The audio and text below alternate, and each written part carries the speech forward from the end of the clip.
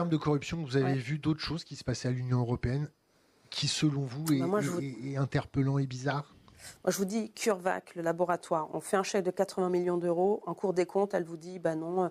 Ah oui, on pose la question, est-ce que la Commission, puisque CureVac a déclaré qu'ils ne feraient rien, qu'ils ne feraient pas de vaccin pour la Covid, qu'est-ce qu'on fait de ces 80? Est-ce qu'ils vont les rendre à la Commission?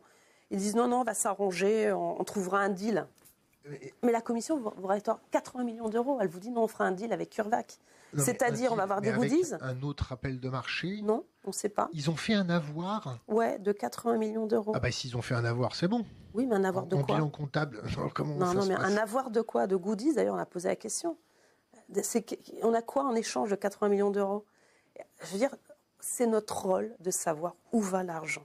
Que font-ils avec l'argent? 80 millions d'euros, c'est pas 800 euros qu'on arrive un peu, allez, on peut dire, ok, on vous prête 800, on peut attendre 5 ans, puis 800 à la fin, on peut dire, bon, on laisse tomber. Mais là, c'est 80 millions d'euros. On peut pas, ils peuvent pas avoir ce type de réponse. Et quand on l'a fait devant la Cour européenne des comptes, c'est même la Cour européenne des comptes qui contrôle aussi le budget, a mis en avant cette question. Nous, je me rappelle, il y avait même Madame Rivasi qui était là. Toutes les deux, on est montées au créneau parce que c'est choquant. La Commission ne peut pas vous dire, on est en train de négocier pour peut-être récupérer plus tard 80 millions d'euros. Donc oui, pour moi, ça fait partie d'une utilisation à mauvais escient de fonds publics. Et peut-être, quand on regarde après le dossier CureVac, quand je vous ai dit tout à l'heure, quand vous regardez qui sont les partenaires les fondateurs de cette société, c'est le pays allemand et c'est Bill et Melinda Gates. De tri écologique dans le 17e arrondissement. C'est l'équivalent de combien d'années de pollution avec les cheminées? Pensez pour les poumons des riverains. Force aux pompiers. Oui, respirer, c'est filtrer. Oui, c'est énorme. Résumé de l'arnaque écologique en une seule image. Au fait, l'incendie d'un centre de tri écologique à Paris, c'est classé critère combien? Des années de discrimination ZFE réduites à néant.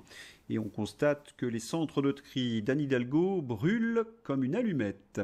Incendie à Paris, on ne détecte aucune toxicité pour l'instant, rassure le préfet de police.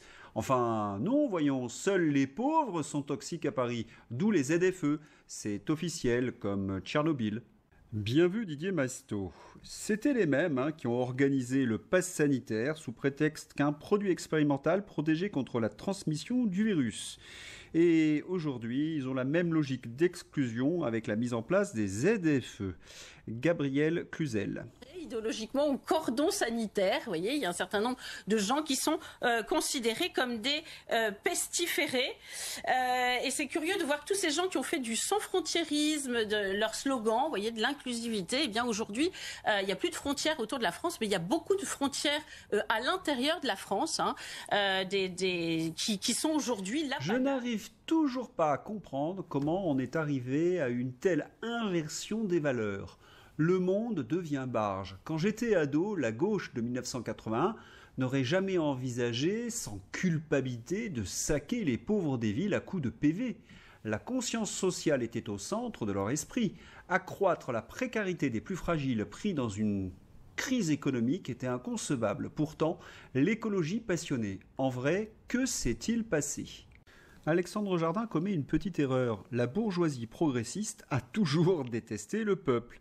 De Gaulle l'a très bien expliqué dans ses mémoires. Tenez, je tournerai un entretien à ce sujet dans quelques temps. Et puis, il faut avoir une petite pensée pour l'électeur macroniste des campagnes qui possède une voiture.